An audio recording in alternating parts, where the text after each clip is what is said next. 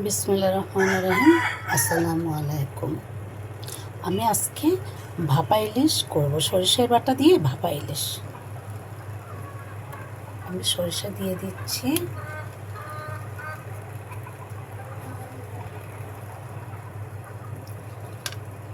হালকা একটু জিরা দিচ্ছি, হালকা একটু আদা বাটা দিচ্ছি, বেটে রাখা পেঁয়াজ দিচ্ছি, অল্প একটু হলুদের গুঁড়ো দেবো, একদম মানে এটা সাদাসে টাইপের কিছু থাকবে।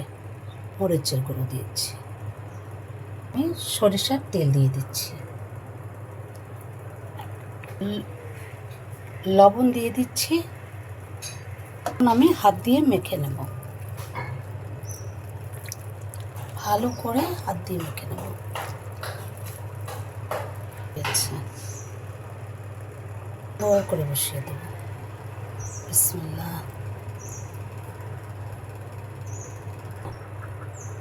একটু বাটি ধুয়ে পানিটা দিয়ে দিলাম, দিই না, বাটিটা ধুয়ে পানি দিয়ে দিলাম। অপচয় হলো না। আসলে অপচয় করাটা তো মহাপাপ।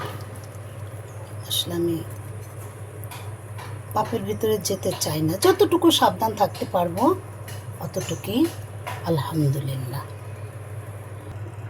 আমি স্টিমে বসিয়ে দিলাম রাইস কুকারের ভিতরে। এখন ঢেকে দিচ্ছি। আমি এখন ঢেকে দেব, সাথেই থাকুন। হয়ে গেল আমার ভাপা ইলিশ। আপনারা ভালো থাকবেন।